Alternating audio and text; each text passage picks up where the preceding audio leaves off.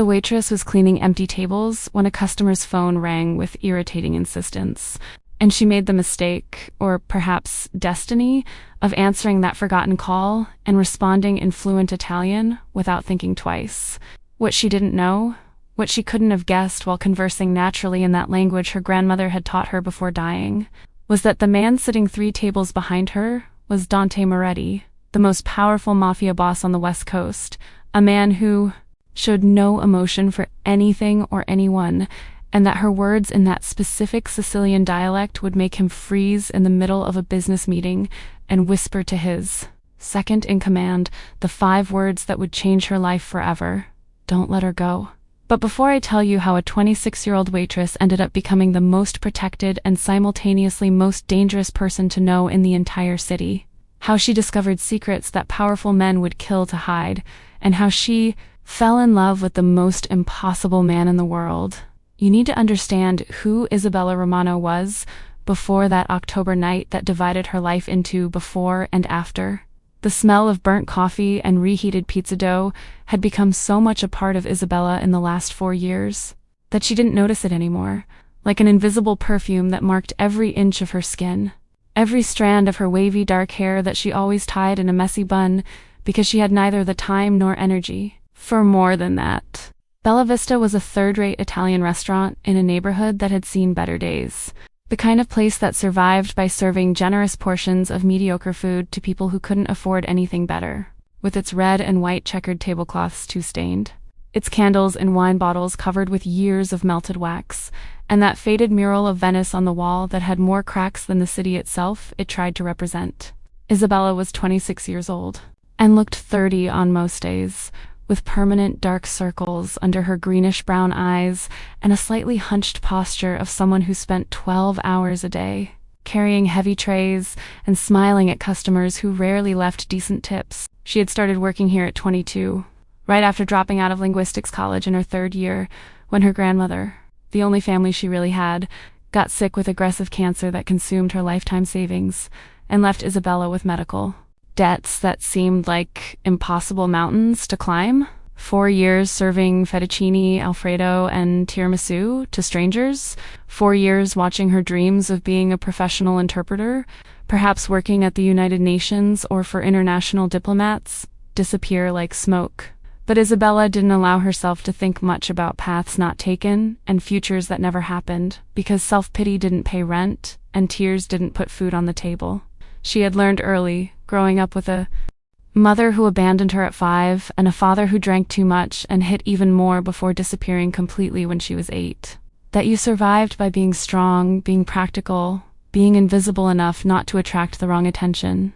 Her grandmother Nonna Maria had been the only constant light in her chaotic childhood, that fierce and loving Italian woman who raised her from age 8, who taught Isabella the language of her own Sicilian grandmothers, who told stories about olive groves under Mediterranean sun, and families who valued honor above all else. Nonna Maria had died 2 years ago, and Isabella still felt that emptiness every day. That feeling of being completely alone in the world in a way that was both liberating and terrifying. There was no one left to disappoint, but there was also no one left to make proud. No one to go home to. No one who would care if she simply disappeared one day. So Isabella existed more than lived, going through the motions of each shift at Bella Vista, saving every penny she could, vaguely dreaming about the day when she could pay off her debts and maybe, just maybe, go back to school and finish that linguistics degree that still called to her in quiet moments. And if you're wondering why I'm spending so much time telling you about Isabella's ordinary and somewhat sad life, why it matters that she was broke and lonely and stuck in a dead-end job, it's because you need to understand exactly how invisible she was before. That night, how completely she had given up on being noticed or important to anyone, to understand the absolute transformation that was about to happen. Pause here and leave a like if you've ever felt invisible. If you've ever been just another face in the crowd that nobody really sees, because Isabella is about to discover that sometimes being noticed by the wrong person, or perhaps the right person at the wrong time, can change absolutely everything. It was a Thursday night, the kind of slow night where the restaurant was almost empty except for a few regular customers and a large table in the corner that had arrived an hour ago and clearly weren't Bella Vista's normal clientele. 6 men, all wearing suits that cost more than Isabella's car, all with that posture and those eyes that screamed danger, even when they were sitting calmly eating antipasto. Isabella had been a waitress long enough to recognize trouble when she saw it, and these men were trouble with a capital T, the kind you served quickly and efficiently and never made prolonged eye contact with. The leader was obviously sitting with his back to the wall, with a clear view of the door. A man probably in his early 30s, with jet black hair, severely combed back, features that looked carved from Italian marble, and eyes so dark they looked black from a distance. He wore a charcoal gray three-piece suit with a black tie, and when he moved, it was with that economy of motion that suggested absolute power, contained under careful control. His name was Dante Moretti, though Isabella didn't know that yet. Didn't know he was the head of the most powerful crime family within 500 miles. Didn't know that men trembled at hearing his name, and that authorities carefully looked the other way when he passed by. Isabella had served their table twice, keeping her eyes down and smiles professional, noting absently that despite their obvious dangerousness, they were polite in an old-fashioned way, saying please and thank you in broken Italian, never touching her inappropriately, like some customers did when they thought they could get away with it.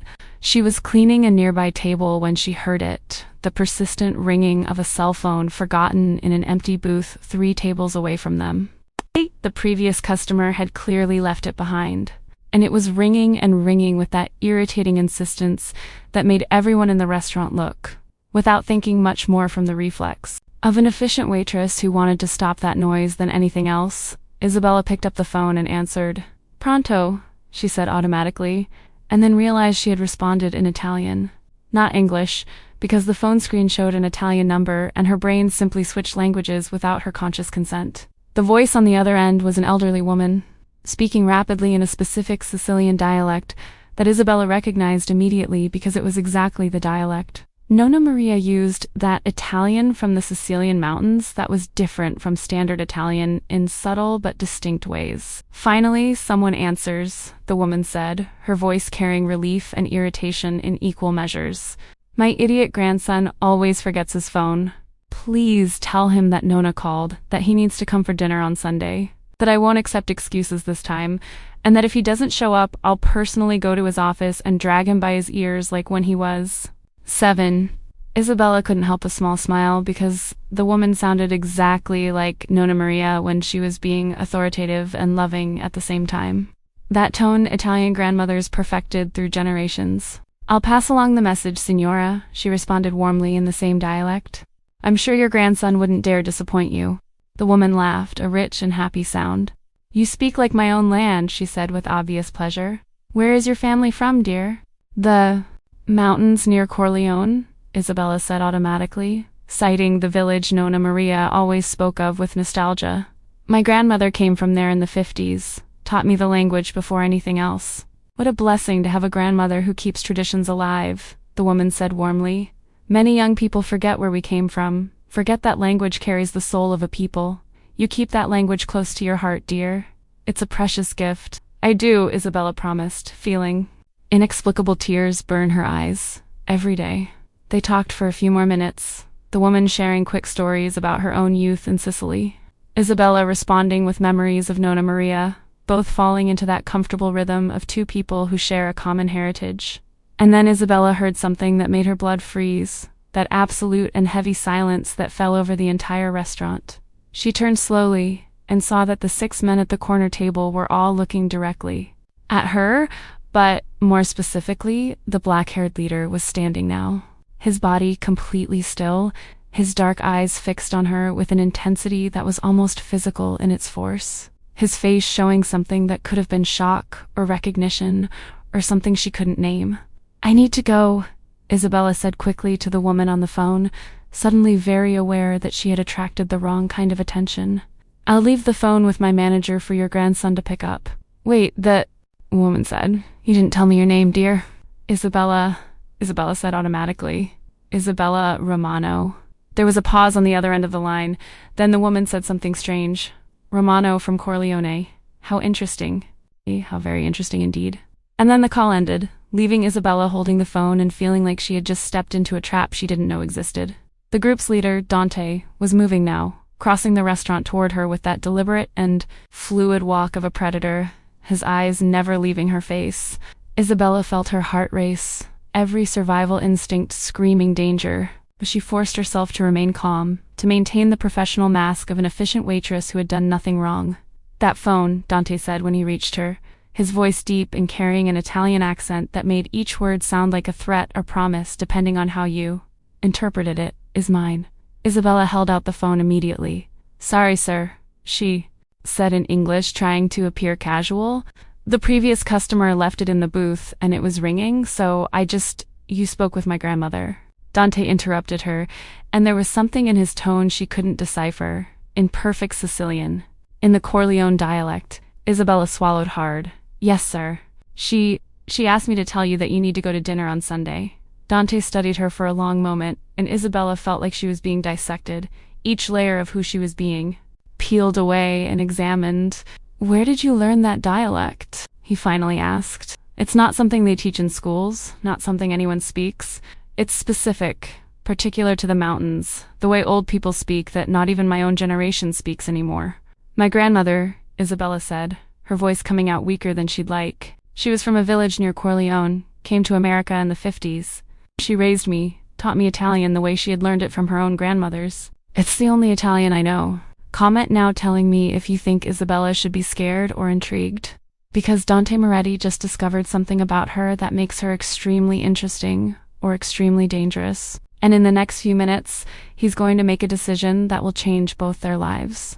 And if you haven't subscribed to Karma Stories yet, hit that button now, because this story is just beginning, and you won't want to miss what happens when a mafia boss decides that an ordinary waitress has become the most important person in his world. Dante continued studying Isabella with that disconcerting intensity, and then did something completely unexpected. He smiled, genuine and warm in a way that completely transformed his face from threatening to almost handsome.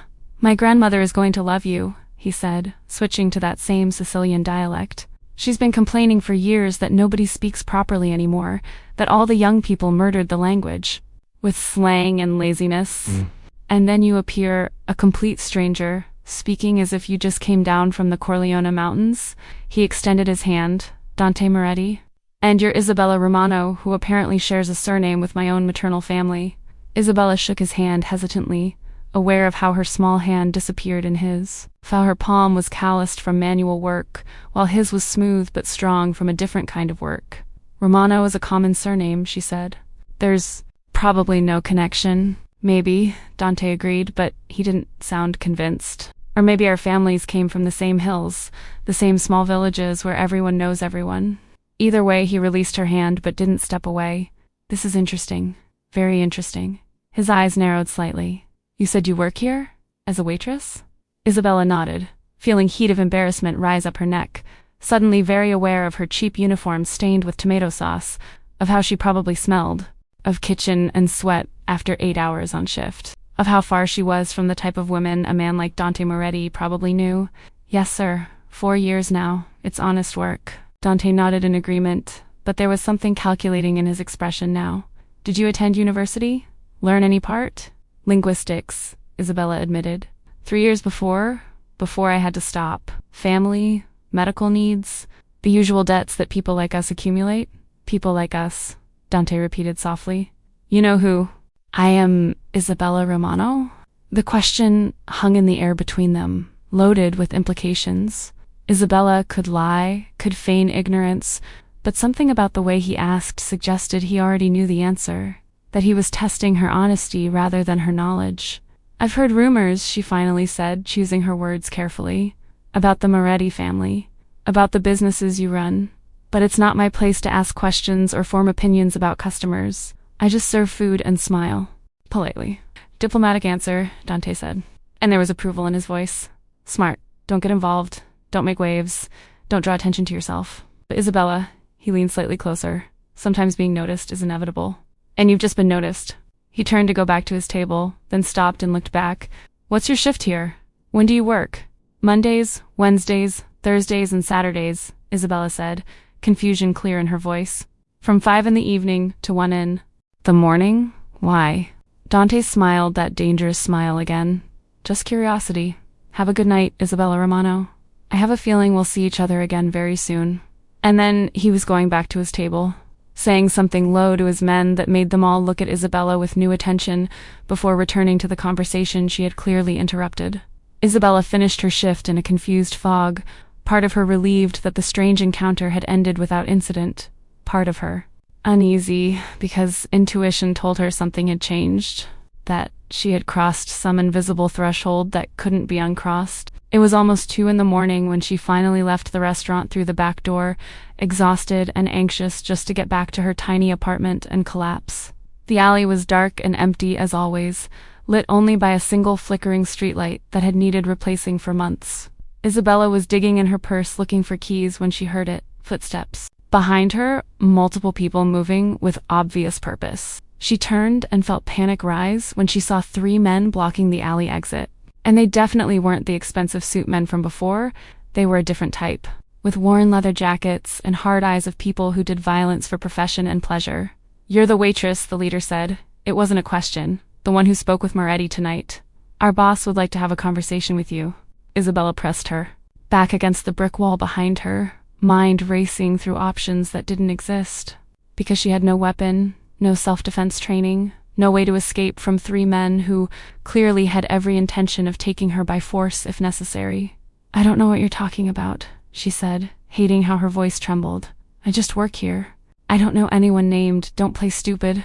The leader cut her off, taking a threatening step closer. "You spent 15 minutes talking to Dante Moretti. You made him smile, which is something nobody's seen in years. That makes you interesting. And when you're interesting to Moretti, you automatically become interesting to people who want to know about his weaknesses." Before Isabella could respond, before the men could reach her, the sound of a powerful engine echoed through the alley, and a black SUV with dark windows skidded to a stop, blocking the exit, headlights capturing the 3 men in bright and revealing light. Doors opened, and 4 of the suited men who were with Dante earlier got out, moving with military precision to flank the 3 aggressors. And then Dante got out of the driver's seat, and even in the poor lighting of the alley, Isabella could see cold fury on his face, that kind of controlled anger that was far more terrifying than any emotional outburst. "You made a mistake," Dante said, his voice deadly calm. "You touched something that's now under my protection." "We haven't touched her yet," the leader of the aggressors said, trying bravado, but Isabella could hear fear in his voice. "We just wanted to talk. Find out why Moretti is suddenly interested in a random waitress." "There's nothing random about her," Dante said, walking closer until he was face to face with the leader. "And the fact that you're here, that you know where to find her, tells me the Caruso family is watching me more closely than I'd appreciate. You're going to go back to your boss and give him a message. Isabella Romano is off limits. Completely. Absolutely untouchable. Anyone who approaches her, who looks at her wrong, who even thinks about using her to get to me, will discover exactly why the Moretti family controls the city." "Caruso isn't going to like this," the leader said. But he was backing away now, recognizing he was outnumbered and outgunned. "You protecting a random waitress raises questions, Moretti. Makes it seem like she means something to you. And things that mean something to you can be exploited." "Then let them try," Dante said, a dangerous smile crossing his face. "It would be interesting to see how many men Caruso is willing to lose before he understands the message. Now get off my territory before I decide that sending a verbal message isn't enough." The 3 men retreated quickly, disappearing into the darkness of the alley. And then Isabella was alone with Dante and his men, trembling from delayed reaction and fear she had been fighting to control. "Are you okay?" Dante asked, his voice softening slightly when he turned to her. "Did they hurt you?" Isabella shook her head, not trusting her voice to work properly. Dante studied her for a moment, then gently took her arm. "Come," he said. "I'll take you home.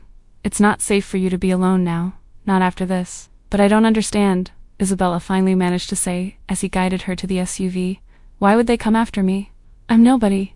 I don't mean anything to you. I just answered a phone and you spoke with my grandmother in a language she loves, but rarely hears anymore," Dante interrupted her, opening the passenger door for her. "You made her laugh in a way I haven't heard in months. And then when I researched your name, I discovered your family really came from the same region as mine, possibly even the same village. That makes you interesting to me. And in my world, anything interesting to me automatically becomes a target for my enemies." Isabella got in the SUV because there didn't seem to be another option, and Dante closed the door. gently, before going around to the driver's side. His men got into a second vehicle that had apparently followed the first, and then they were driving through empty streets, while Isabella tried to process the impossible events of the last hour. "Where do you live?" Dante asked, and Isabella automatically gave her apartment address, then immediately regretted it because now he would know exactly where to find her, but it was too late to take back the words. They drove in silence for a few minutes, tension in the air between them almost tangible, until Dante finally spoke again. "I'm sorry," he said, and it sounded genuine, "for putting you in this position, for making you a target simply by talking to you at the restaurant. In my world, attention is dangerous, and I should have been more careful." "It's not your fault," Isabella said, finding her voice. "I chose to answer that phone, chose to talk to your grandmother, and you didn't create the situation where crime families compete for power and use innocent people as pawns. She searched for the right words. You exist in that world." "Interesting perception," Dante said, glancing briefly at her before returning attention to the road. "Most people blame me for everything wrong in their lives when they find out who I am. But you're right. I was born into this world, raised to eventually lead, and now I do the best I can navigating the moral impossibilities that come with the territory." They arrived at Isabella's apartment building, a 5-story structure that had seen better days decades ago, in a neighborhood that was safe enough during the day but questionable at night. Dante parked but didn't turn off the engine. "I need you to understand something," he said, turning to face her completely. "I told those men you're under my protection, and those weren't empty words.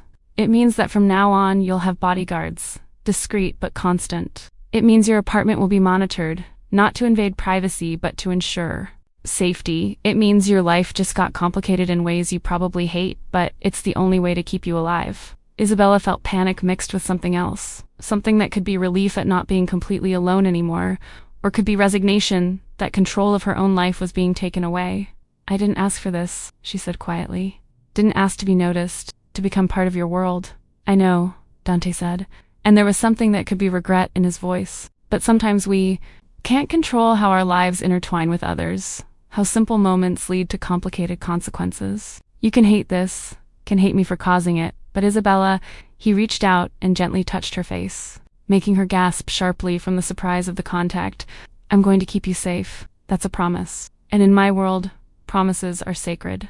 Share this video if you're seeing how Isabella's life turned upside down in a matter of hours, how a simple phone call changed everything, because what comes next is going to complicate it even more. Dante insisted on accompanying her to her apartment, checking each room with professional efficiency before declaring it safe. "One of my men will stay in the hallway tonight," he said. "Tomorrow we'll have more sophisticated security installed, discreet cameras, alarms, everything you need. And Isabella," he stopped at the door, "I need you to understand that you can't be careless anymore.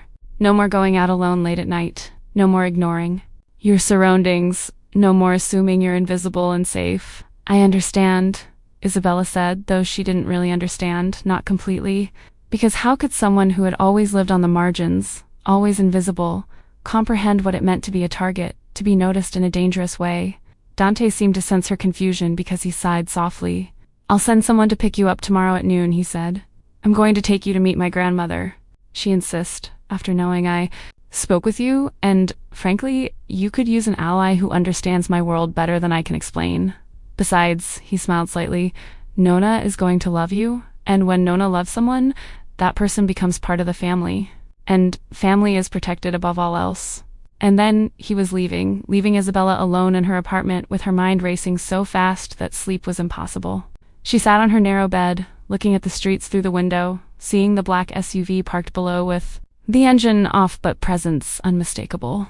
And for the first time in 4 years of carefully invisible existence, Isabella wondered if being noticed, if mattering to someone, was worth the price that apparently came with it, or if she should have let that phone ring forever, let that moment pass without consequences. But it was too late for those thoughts, because choices had been made, attention had been drawn, and there was no way back to invisibility. Morning came too quickly. Isabella had slept maybe 3 hours, her mind too busy with the events of the previous night to allow true rest. She took a long hot shower, trying to wash away the persistent feeling that her life was no longer her own, that she had become a piece in a game she didn't understand. When she looked out the window, the SUV was still there, and when she looked more closely, she could see a figure in the driver's seat, clearly awake and watching. That should have made her feel safe, but instead it just made the weight of her new reality tighten in her chest. Exactly at noon, a knock on the door made her jump. It was one of Dante's men, a middle-aged man with a scarred face but kind eyes. "Miss Romano," he said politely, "Mr. Moretti sent me to get you." Isabella grabbed her purse and followed him down the stairs, aware of how neighbors peeked through curtains, of how she was probably creating gossip that would spread through the building in hours. The SUV was different from yesterday, this one shiny black, and clearly expensive, with leather interior that smelled of new and wealth. They drove for 20 minutes, leaving Isabella's neighborhood and going to wealthy suburbs where houses hid behind high gates and perfectly maintained gardens. Finally, they stopped in front of a beautiful Victorian mansion, all stained glass windows and wraparound porch and garden that looked like something out of a magazine. "Nona's residence," the driver explained, opening the door for Isabella. "Mr. Moretti is waiting."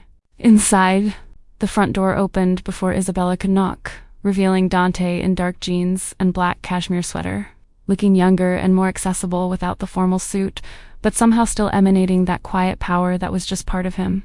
"You came," he said, and there was obvious relief in his voice, as if he had half expected her to refuse. Isabella forced a small smile. "You said your grandmother would insist, and honestly, it would be rude to refuse an invitation from a lady who shares my own Nona's heritage." Dante smiled too, genuine and warm. "She's going to love that answer. Come, let me introduce you to the woman who runs the Moretti family more efficiently than I ever could.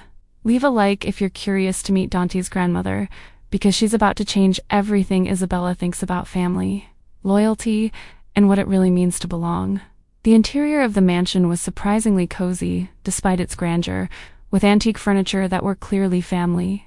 Heirlooms, black and white photographs covering walls showing generations of Morettis, and the smell of something delicious baking coming from the kitchen that made Isabella's stomach growl embarrassingly.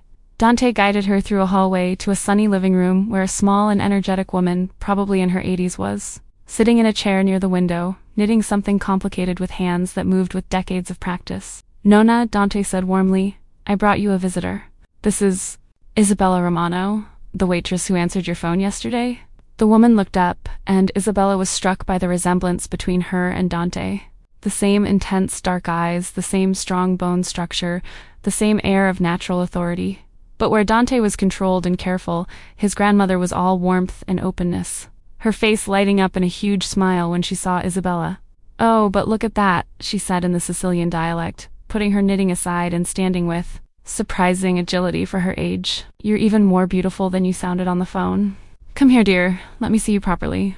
Isabella approached hesitantly, and before she knew what was happening, she was being pulled into a tight hug that smelled of lavender and bread dough and something indefinable that only Italian grandmothers exude. "You speak like my own mother spoke," Nona said, pulling back to study Isabella's face. The right way, with respect for the language, with love for where it came from. That's rare, so rare nowadays when young people barely speak Italian, and when they do, it's all slang and shortcuts. "But you," she touched Isabella's cheek gently, "you carry the language like treasure. Your grandmother taught you well." "She tried," Isabella said, feeling familiar tears burn because talking about Nonna Maria always did this to her. "She died 2 years ago, but I try to honor her memory by keeping the language alive, using it even when I don't have anyone else to speak with." "Now you do," Nona said firmly. "You have me, and you have my idiot grandson who barely speaks properly despite all my efforts." She shot a reproachful look at Dante. "Your Italian is lazy, full of errors that make me turn in my grave before I'm even in it. Maybe you can teach him, dear." God knows he doesn't listen to his own grandmother. Dante rolled his eyes, but there was obvious affection on his face. "Nona," he said in the dialect, but with those errors she had mentioned, "this isn't a job interview. Isabella is here because you insisted on meeting her, not to become my language tutor." "Why not?" Nona asked, moving to a chair and gesturing for Isabella to sit on the nearby sofa. "The girl needs a better job than being a waitress until crazy hours. You need to remember where you came from linguistically, and I need someone young around who speaks my language.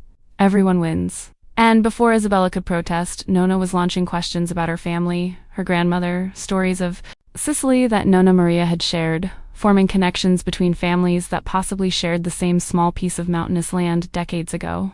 And it was strange, but while talking with Nonna Moretti, Isabella felt something relax in her chest, that had been tense for 2 years since Nona Maria's death. It was the feeling of being seen, being known by someone who understood where she came from, not just geographically, but culturally. Someone who valued the same things she had learned to value. They talked for 2 hours, switching between Sicilian dialect and more standard Italian, and occasionally English when Dante didn't understand references they made. And through it all, Isabella could feel Dante watching her. Not in a predatory way, but with something that seemed like genuine curiosity mixed with something softer she couldn't name.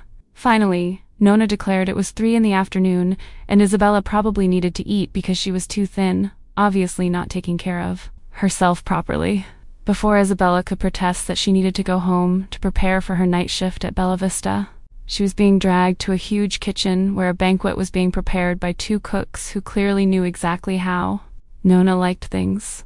"You're going to have dinner with us," Nona announced, allowing no arguments. "And afterward, we're going to discuss this nonsense about you continuing to work at that horrible restaurant when you clearly have education and skills that could be better used elsewhere."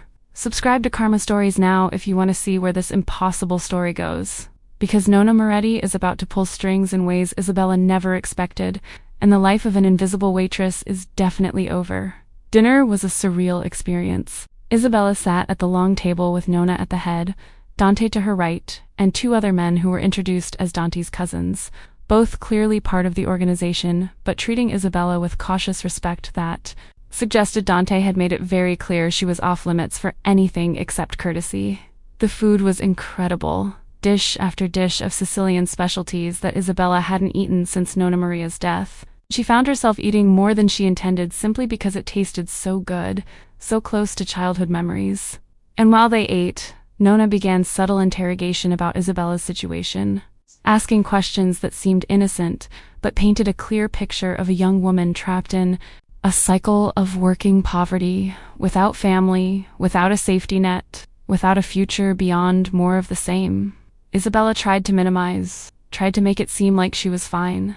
But Nona was too perceptive, saw through polite evasions to the truth underneath. "So you work 12 hours a day, 6 days a week, for a salary that barely pays rent and leaves nothing for savings or emergencies," Nona summarized when Isabella finished explaining her situation. "You have an incomplete university degree in linguistics because you had to drop out to care for your sick grandmother. And now you're stuck because medical debts mean you barely survive, much less thrive." "Put it that way," Isabella admitted. "It sounds pretty depressing, but it's life, right? Many people have it worse." "You having it worse doesn't make your situation acceptable," Nona said firmly. "Especially when I have a grandson here," she gestured to Dante, "who runs multiple businesses and could easily use someone with your skills." "Nona," Dante said in a warning tone, "we discussed this. I'm not going to pressure Isabella to—" "I'm not suggesting you pressure her," Nona interrupted him. "I'm saying you should offer an option. A legitimate position in one of your legal businesses, something that uses her linguistics training and pays a decent salary. And before you start about the risk of being associated with you, boy, she's already a target, simply because you talked to her. At least if she works for you officially, she has adequate protection and compensation." Isabella looked between grandmother and grandson, seeing the clear tension between Dante's desire to protect her by keeping her distant, and recognition that Nona had a point. "What kind of position?" she finally asked, curiosity overcoming caution. Dante sighed, clearly recognizing defeat. "I run several import and export companies," he explained. "Legitimate, completely legal, dealing mainly with Italian products, wines, olive oils, furniture, ceramics. But much of my clientele is Italian-speaking. Many contracts are in Italian. And my own Italian, as Nona likes to point out, is imperfect at best. I could use a proper translator-interpreter, someone who understands not just the language, but cultural nuances. I'd pay $60,000 a year to start, with benefits, and you'd work normal office hours instead of night shifts at a restaurant." $60,000 was more than double what Isabella made now, and normal hours meant no more coming home at 2 in the morning. Through dangerous streets, no more being too exhausted to do anything except sleep on days off. It was a dream offer, exactly the kind of work she had hoped to get when she chose linguistics as a career. But it was also obviously a favor, a position created for her specifically, and Isabella had too much pride to accept charity even when she desperately needed it. "I can't accept this," she said quietly. "It's too much, and it would clearly be charity, a position created because it would be useful, Dante cut her off, leaning forward, his eyes intense on hers. Isabella, I understand pride. I understand not wanting to accept what seems like special favors, but I genuinely need someone with your skills, someone I can trust to represent my businesses properly. And yes, meeting you accelerated the decision to finally hire a dedicated translator, but the need wasn't any less real. Think of it this way, Nona added. You help the Moretti family conduct business more smoothly, ensuring contracts are understood properly, that relations with Italian partners are kept strong. In return, you receive fair salary and security instead of struggling alone. This isn't charity, dear. It's a mutually beneficial exchange. Isabella looked between them, saw sincerity in both faces, and allowed herself for a moment to imagine a different life, one where she slept through nights and had weekends, and maybe could even start paying off those medical debts. Can I think about it? She finally asked. It's not a decision I can make lightly. Of course, Dante said, though Isabella could see he wanted to push harder. But Isabella, he added, while you're thinking, remember that the life you have now is only becoming more complicated and more dangerous. Working for me officially at least means you have adequate protection and resources if you need them. It was a convincing argument, and Isabella knew it. She promised to give an answer in a few days, and Dante insisted on driving her home, personally instead of sending a driver. The drive was silent for the first few minutes, both lost in their own thoughts, until Dante finally spoke. My grandmother likes you, he said. She doesn't care for many people, but you. She saw something in you that reminded her of when she was young, pulling her own family through hard times through pure determination. It's high praise coming from her. Your grandmother is amazing, Isabella said honestly. She reminds me so much of my own Nona that it even hurts a little, in the best way, if that makes sense. It does, Dante agreed. He hesitated, then continued. Isabella, I need you to understand that when I say you're under my protection, it's not an empty phrase. It means I've given my word of honor that I personally take responsibility for your safety. And in my world, honor and word are everything. Without them, I'm nothing. So when others try to test that, when they try to reach you to challenge me, it's not just about you. It's about them disrespecting my authority and word. Do you understand the difference? I think so, Isabella said slowly. I've become a symbol somehow. A symbol of your power, of your boundaries, of your ability to protect what you declare protected. Exactly, Dante said, and there was approval in his voice. And that means that even if you decide not to work for me, even if you go back to your normal life, you'll always be a potential target. What's already been done can't be undone. Isabella felt the weight of that truth settling over her. So I don't really have a choice, she said. And it wasn't an accusation, just recognition of reality. My old life ended the moment I answered that phone, the moment you decided I was interesting. There's always a choice, Dante said gently. You could leave the city, start new somewhere else where nobody knows your name or connection to me. I'd finance it, make sure you were comfortable, if that's what you really want. But Isabella, he stopped the car in front of her building and turned to face her completely. I'd hope you'd stay. Not just because I need a translator or because my grandmother is already planning to adopt you as an honorary granddaughter, but because he hesitated, searching for words. Because when you speak, when you smile, when you get passionate describing nuances of dialect or sharing memories of your grandmother, something wakes up in me that's been sleeping for a long time. Something I forgot I could feel. The air in the car became heavy with unresolved tension, with unacknowledged attraction that they both clearly felt, but neither was ready to name. Isabella could feel the pull, that magnetic force between them that was part chemistry and part something deeper, something based on mutual recognition of loneliness and responsibility and the weight of living lives others didn't understand. But she also knew this was dangerous, that letting herself feel something for Dante Moretti was asking for complications she didn't need. I need to go, she said, breaking the moment, reaching for the door handle. Thanks for dinner and for the offer. I'll think seriously about it. Isabella, Dante called to her as she was getting out. Just stay safe, okay? And if you need anything at all, call me. Day or night, doesn't matter when. Promise. I promise, Isabella said. And then she was going, climbing to her apartment where a bodyguard was still discreetly positioned in the hallway, feeling like the entire world had changed. In the last 24 hours, in ways she couldn't completely process. Share this video if you're seeing how Isabella is slowly being pulled into Dante's world, despite all her reservations. Because what happens next is going to force her to make a decision that will change everything. Isabella spent 2 days thinking about Dante's offer. weighing the obvious pros against the less obvious but still real risks. And then the decision was made for her in the most dramatic way possible. She was working a night shift at Bella Vista when 3 men came in, and Isabella recognized the leader immediately as one of those who tried to grab her in the alley. They sat at a table in the back, looking at her with obvious attention that made her skin crawl. Isabella tried to avoid them, asking another waitress to cover that section.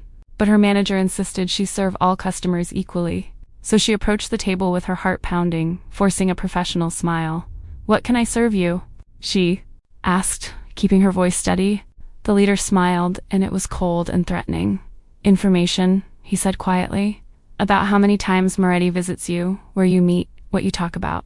My boss is very interested in the nature of your relationship with Dante Moretti." "There is no relationship," Isabella said, taking a step back. "I barely know him." "So you won't accept the job position he offered?" the man asked, and Isabella felt her blood freeze because how would he know that? "See, we have our own eyes and ears, waitress. We know you had dinner with his grandmother. We know about the job offer. We know Moretti personally drives you home. That seems like a lot of relationship to us."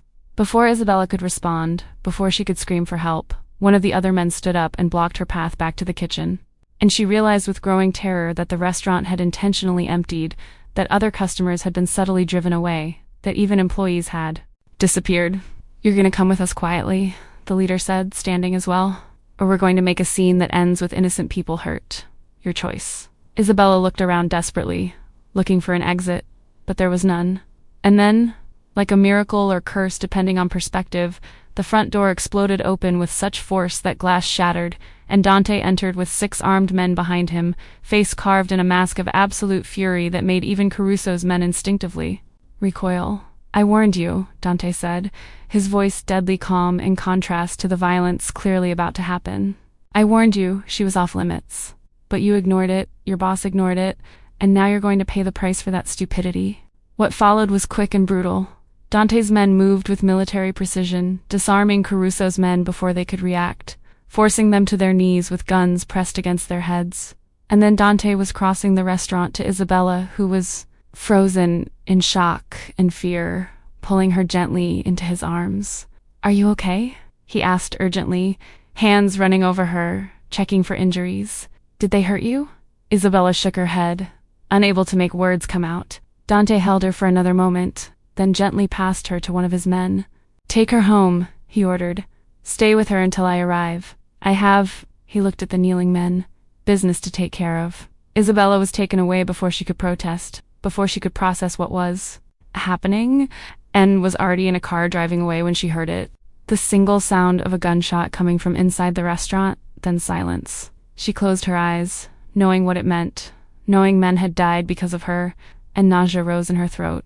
But the bodyguard driving just said softly, "They chose their fate when they decided to challenge Mr. Moretti.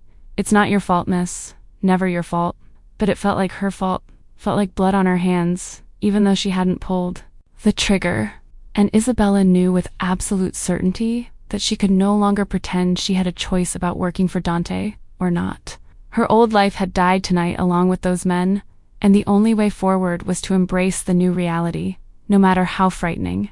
Leave a comment telling me if you would have accepted Dante's job offer immediately, or if you would have tried to maintain independence, because Isabella is about to discover that working for the Moretti family means much more than just translation.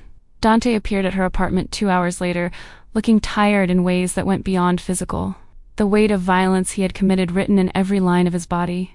Isabella waited for him to speak first, not knowing what to say about what had happened, about how he had killed for her. "Caruso will understand the message now," Dante finally said, collapsing in her only chair. "There will be no more attempts to reach you. He lost 3 men tonight, and I made it very clear that next time it will be him personally."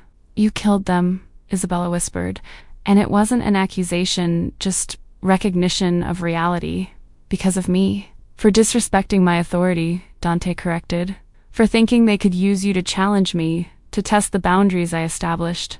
Isabella, in my world, weakness is worse than death. If I allowed them to continue, if I didn't make an example of them, others would try the same thing, and you would be in constant danger.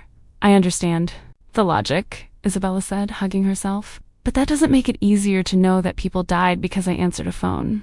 Dante stood and crossed the small space until he was in front of her. "Isabella," he said softly, "you're not responsible for my choices or their choices. They knew the risks when they decided to challenge me. You're innocent in all this, just caught in a situation you didn't create." "But I'm in this situation," Isabella said, tears finally coming. "I'm in it and I can't get out. And the only way forward is to accept your offer, to officially become part of your world." "It's not even an offer anymore, is it? It's the only safe option I have." Dante didn't deny it because they both knew it was true. "Yes," he said quietly, "it is. But Isabella, I'll do everything I can to ensure this life is good for you. That it's not just survival, but something worthwhile. Nona is already planning to teach you old recipes, insisting you come for Sunday dinner, adopting you as the granddaughter she always wanted. My cousins are intrigued by the woman who caused such a stir. And he stopped, searching for words. "I would value having you close, not just as an employee, but as a friend, as someone who understands parts of me I rarely show."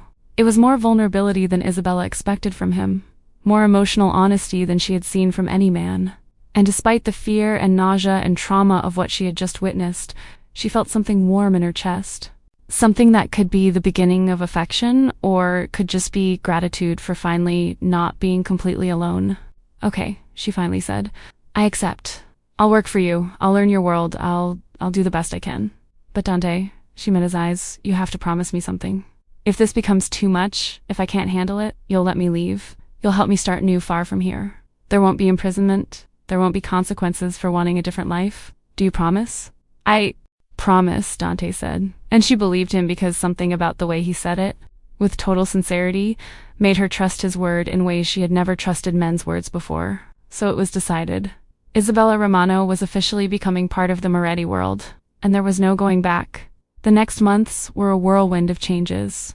Isabella started working at the main office of Dante's import operations, an elegant space in a downtown skyscraper that was 1,000 miles away from Bella Vista. Her official function was translator and interpreter. But it quickly became obvious that Dante wanted her around for reasons that went beyond linguistic skills. He consulted her on business decisions, asked for opinions on contracts, gradually building trust that was rare in his world where betrayal was common currency. And Isabella, against all expectations, thrived. She was good at the work, good at navigating cultural nuances of international negotiations, good at building rapport with Italian business partners who appreciated that someone spoke their language fluently and understood their traditions. Her salary allowed her to pay off medical debts in months instead of years, move to a better apartment in a safer neighborhood, even start savings for the first time in her adult life. And beyond the professional, she found herself being pulled into the personal orbit of the Moretti family in ways that were simultaneously comfortable and disconcerting. Sunday dinners at Nona's house became sacred tradition, weekly events where extended family gathered, and Isabella was treated as one of them. Nona clearly adored her, constantly pushing food on her and telling stories and teaching old recipes that Isabella eagerly learned and recorded. And then there was Dante. Their relationship grew into something neither could name, something that was part friendship, part unacknowledged attraction, part deep connection based on mutual understanding of loneliness and responsibility. They spent long hours working side by side, conversations drifting from business to personal, sharing stories about childhoods and dreams and fears in ways both rarely did with others. And there were moments, small moments, when hands touched reaching for the same document, when gazes lasted a heartbeat too long, when something electric passed between them that promised the possibility of something more. But both were careful, both aware of how complicated it would be to cross that line from professional to personal, from employee and boss to something more intimate. It was 6 months after Isabella started working for Dante that everything changed again. She was at the office late, finishing translation of an important contract, when she heard loud voices coming from Dante's private office. She knew she shouldn't listen, that conversations behind closed doors were private. But something about the urgency in the voices made her pause. Caruso made a move. She heard one of Dante's men say, "Alliance with a New York family? Plans to push you out of territory entirely. They're planning an attack, boss. Big, coordinated, meant to eliminate the entire leadership at once." "When?" Dante asked, voice deadly calm. "Next week, during the business meeting you have scheduled at the docks. They know your schedule, have an informant in your organization." Isabella felt her blood freeze. She didn't completely understand all the complexities of wars between crime families, but she understood enough to know that Dante was in real danger. And the idea of something happening to him, of him being hurt, or worse, made something tighten in her chest in a way that denied any pretense that her feelings for him were purely professional. She found herself knocking on the door before she could think better of it, entering when Dante called to come in. "Sorry to interrupt," she said quickly, "but I heard about the threat. Is there anything I can do to help?" Dante and his men exchanged glances. "Isabella," Dante said carefully, "this isn't your problem. It's family business that doesn't involve you." "It involves me if you're in danger," Isabella said before she could censor herself. "Dante, you brought me into your world. Your family adopted me. Your grandmother loves me like a granddaughter. Do you think I can just ignore that you're threatened?" Subscribe to Karma Stories now, because what Isabella is about to do will surprise everyone, including herself, and will prove that. Sometimes love makes you brave in ways you never imagined. "What can you do?" one of the men asked skeptically. "No offense, miss, but you're not exactly trained to handle a tactical situation." "But I'm trained in languages," Isabella responded, mind racing through possibilities. "And if the informant is passing information, they're probably communicating in English or standard Italian, right? But what if we changed critical communications to a specific Sicilian dialect that only a few of us know?" "Dialect? Nona speaks, that I speak, but that most of the organization doesn't speak fluently? It would make it much harder for the informant to understand and pass accurate information." Dante studied her with new appreciation. That's really smart," he admitted. "But it would put you in a position of knowing operational details I've been trying to keep you away from. It would make you an accomplice in ways you can't undo." "I'm already an accomplice," Isabella said quietly. "The moment one accepted to work for you, the moment I became part of this family, I crossed lines that can't be uncrossed. So, if I can help keep you safe, if I can use my skills in a useful way, I want to do it. Please, Dante, let me help." Dante's expression went through multiple emotions, surprise to concern to gratitude to something softer that made Isabella's heart race. "Okay," he finally said, "but we do this my way, with protections for you." "And Isabella," he stood and approached her, "if this goes wrong, if you're put in danger, I promise you'll be away from it before anything happens to you. You're too important to," he stopped, "to me, to this family." The next week was concentrated intensity of planning. Isabella worked with Nona to create a code using specific Sicilian dialect mixed with references only someone from the region would know, essentially creating a language within a language that would be impossible for strangers to understand, even if they captured communications. She, personally, taught Dante's trusted men enough of the dialect to understand basic commands, creating a secure communication network. And when the day of the meeting at the docks came, Isabella was at the central office coordinating communications, translating Dante's messages into code and sending them back, essentially becoming the central hub of the entire operation. It was terrifying and exciting and made her feel useful in ways she had never felt before. And when the trap was set, when Caruso's men showed up expecting to catch Dante by surprise, but instead were caught in an ambush because the informant hadn't understood the coded communications properly, Isabella felt triumph mixed with horror because she had helped, had been part of an operation that resulted in violence and possibly death. But she had also kept Dante safe, had protected the man who had become incredibly important to her, and that had to count for something. Dante returned to the office 3 hours later, tired, but unharmed. And the first thing he did was look for Isabella. "You did it," he said, pulling her into a tight hug that was clearly motivated by relief and gratitude, and something more. "You saved all our lives today. Your code, your system, worked perfectly. And now Caruso knows he can't touch us, that we'll always be one step ahead." Isabella allowed herself to melt into the hug for a moment, allowed herself to feel the warmth of his body, the strength of his arms around her, the steady beat of his heart against her ear. And then she pulled away because she didn't trust herself to stay in his arms without doing or saying something that would change everything between them. "I'm glad you're safe," she said quietly. "I was so worried, Dante. More worried than I should be for boss and employee." "We're past that long ago," Dante said, his dark eyes seeking hers. "Isabella, you have to know, have to feel this between us. I'm not just your boss, and you're not just my employee. You've become he." Searched for words. "You've become essential to me in ways that go far beyond professional. I can't pretend anymore that I don't feel this, that I don't think about you constantly, that I don't want more."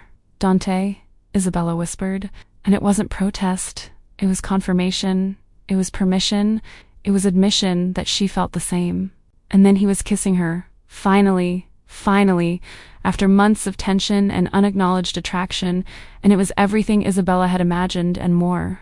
The kiss was gentle but urgent, sweet but desperate, full of months of repressed longing and recognition that whatever this was between them, was inevitable and impossible to resist anymore. When they finally separated, both breathing hard, Dante pressed his forehead against hers. "Tell me you feel this too," he murmured. "Tell me I'm not crazy, that I'm not imagining the connection between us." "You're not imagining it," Isabella whispered back. "I feel it. I felt it for months, but I was scared to admit it, scared of complicating everything even more than it already is." "Complicated doesn't scare me," Dante said, pulling her closer. "Losing you scares me. Not having a chance to explore this, to see where it can lead, terrifies me." "Isabella," he held her face between his hands. "I know my world is dangerous. I know being with me puts you at risk. I know I'm the last person who should be asking this, but I'm asking anyway. Give me a chance. Give us a chance. Let's see if we can build something real from this impossible situation." And Isabella, who had spent so much time being invisible, being careful, being safe, decided to be brave, decided to risk, decided that some love was worth the danger. "Yes," she said. "Yes, let's try.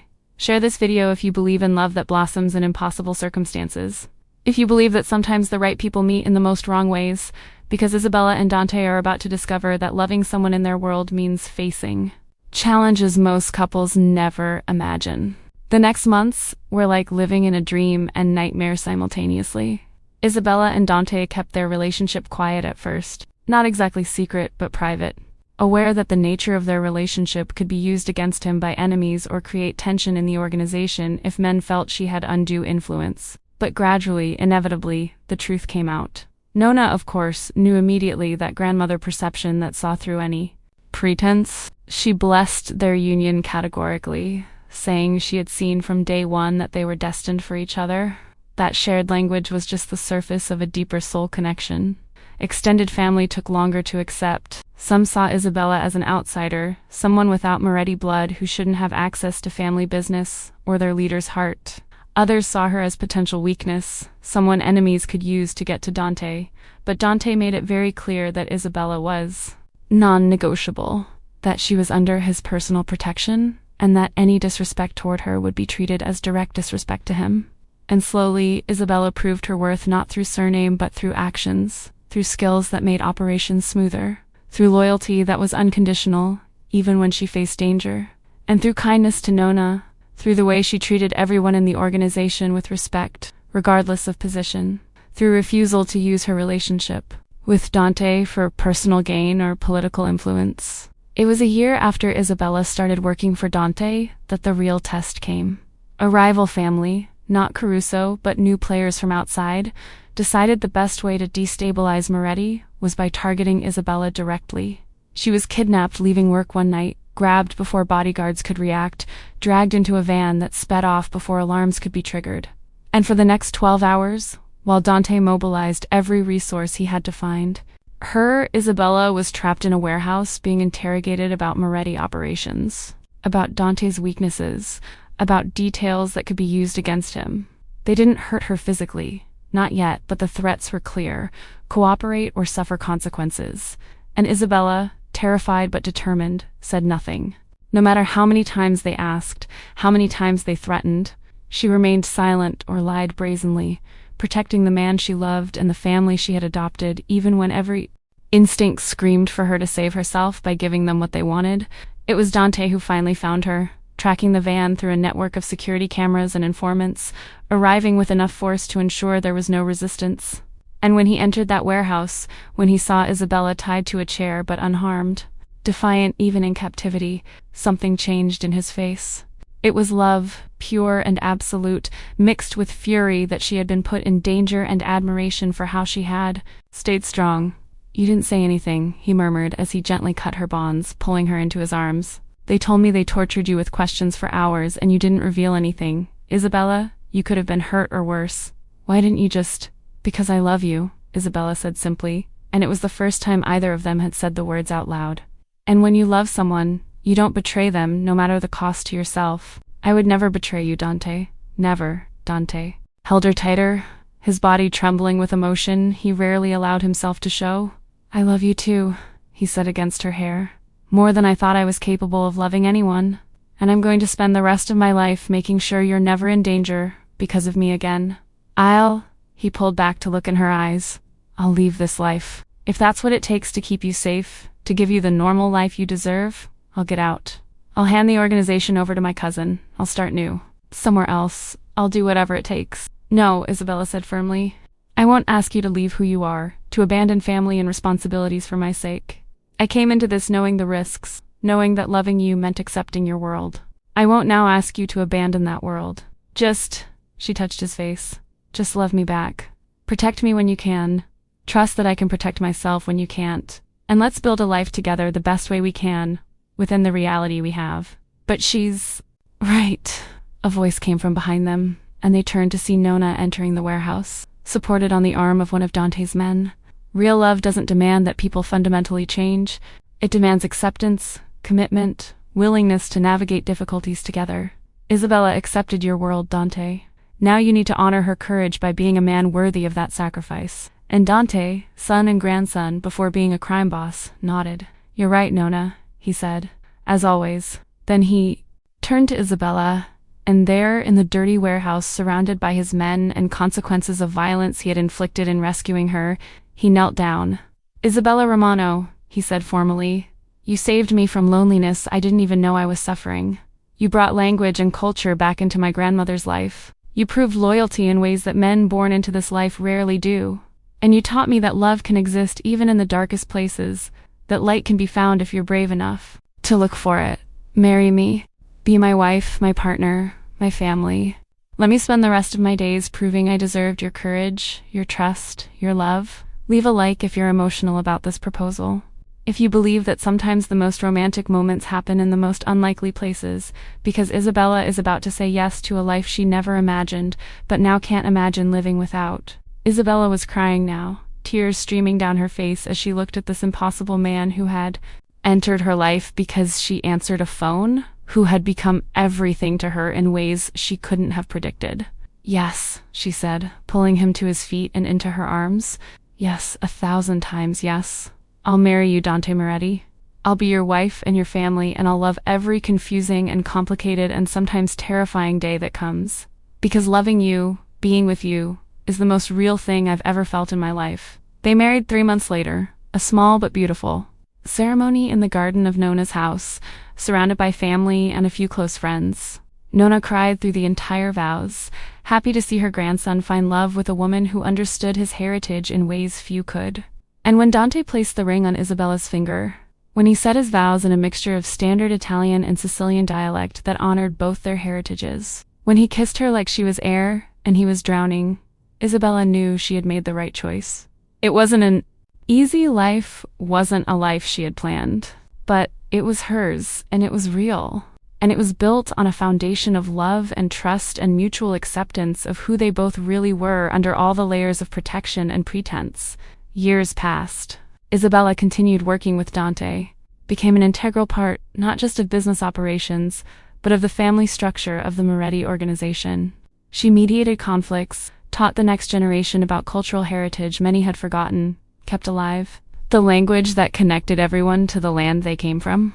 And Dante, true to his word, did everything he could to ensure she was kept away from the most violent aspects of his world, creating separation between legitimate operations where she worked and the darker aspects of family business. Wasn't perfect, never would be, but it was a compromise both could live with. And when their first child was born, a boy they named Alessandro after Dante's father, Nona held the baby and whispered blessings in Sicilian dialect that Isabella now understood perfectly. Isabella knew the cycle was complete.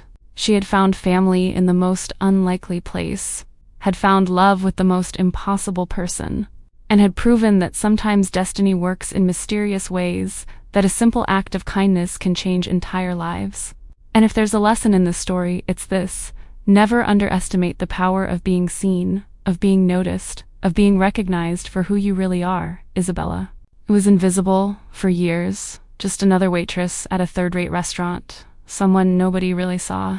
But the moment she spoke in her grandmother's language, The moment Dante really heard her and recognized something precious, everything changed. And that transformation didn't come without costs, didn't come without dangers, but it came with love and family and a sense of belonging she had been looking for her whole life. So share this video if you believe in the power of being seen, if you believe that first impressions matter, but real connections are built on foundations deeper than appearances or circumstances. Leave a comment telling me what your favorite moment of this story was. Whether it was their first meeting, the proposal in the warehouse, or maybe the dinners with Nona. And if you believe in love that transcends impossible circumstances, that finds a way even when everything is against it, give a like now. Because Isabella and Dante prove that sometimes the most unlikely people create the strongest connections, that sometimes shared language is a door to deeper understanding, that sometimes answering a forgotten phone can lead to finding everything you always wanted, but never knew you needed. This was the story of Isabella Romano and Dante Moretti, a story of how Sicilian dialect and a bossy grandmother and the simple act of speaking to someone in their language changed two lives forever. And they lived not in a perfect fairy tale, because life is too complicated for clean endings, but together, navigating each challenge as a team, honoring shared heritage, building a family that was a beautiful mixture of tradition and modernity, of strength and vulnerability, of love that was a choice made every day despite complications. Until the next story on Karma Stories, always remember, being noticed can change everything. Being seen by the right person at the right time can rewrite your entire destiny. And sometimes, the most dangerous person to know ends up being the safest person to love. Choose to be brave. Choose to allow yourself to be seen. Choose to believe that your story, no matter how unlikely the beginning, can have a beautiful ending if you're willing to risk, to trust, to love, even when logic says you shouldn't. Because real love doesn't follow logic. It follows the heart. And the heart always knows.